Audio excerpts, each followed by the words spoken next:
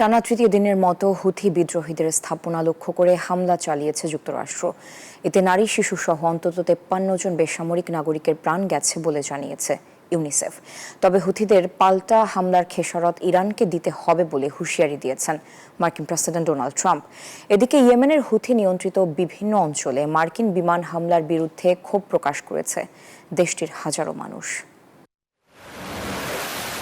গেল 3 দিন ধরে হুথি বিদ্রোহীদের অবস্থান লক্ষ্য করে ইয়েমেনের বিভিন্ন স্থানে হামলা চালিয়ে আসছে যুক্তরাষ্ট্র। এতে নারী শিশু সহ বহু বেসামরিক নাগরিকের প্রাণ গেছে, ধ্বংস করা হচ্ছে গুরুত্বপূর্ণ স্থাপনাও।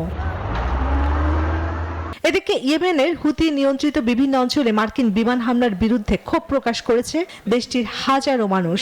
সোমবার রাজধানী সানা ও রেড সি উপকূলীয় শহর হোদাইদায় এই বিশাল সমাবেশ অনুষ্ঠিত হয়। সানার বিক্ষোভে শীর্ষ স্থানীয় হুথি কর্মকর্তাদের উপস্থিতি থাকতে দেখা গেছে। যুক্তরাষ্ট্রের সামরিক অভিযানের নিন্দা জানান তারা।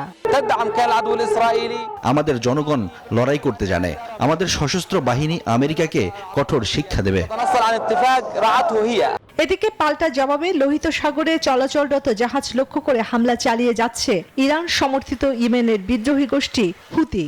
তাদের দাবি, গাজায় ত্রাণ প্রবেশ করা না পর্যন্ত তাদের হামলা চলমান থাকবে। এরই প্রেক্ষিতে হুথিদের পাল্টা হামলার খেসারত ইরানকে দিতে হবে বলে হুঁশিয়ারি দিয়েছেন মার্কিন প্রেসিডেন্ট ডোনাল্ড ট্রাম্প। দেশ জুড়ে তোলপাড় ওয়ালটন ফ্রিজ কিনে আপনিও হয়ে যেতে পারেন মিলেনিয়ার। অন্যদিকে জাতিসংঘের নিরাপত্তা পরিষদে ইরান অভিযোগ করে ট্রাম্প ও মার্কিন কর্মকর্তারা বেপরোয়া এবং উত্তেজনাপূর্ণ বক্তব্য দিয়ে তেহরানের বিরুদ্ধে বল প্রয়োগের হুমকি দিচ্ছেন। এরই মধ্যে পেন্টাগনের মুখপাত্র বলেন, ট্রাম্প প্রশাসন বল প্রয়োগ নীতি অনুসরণ করছে।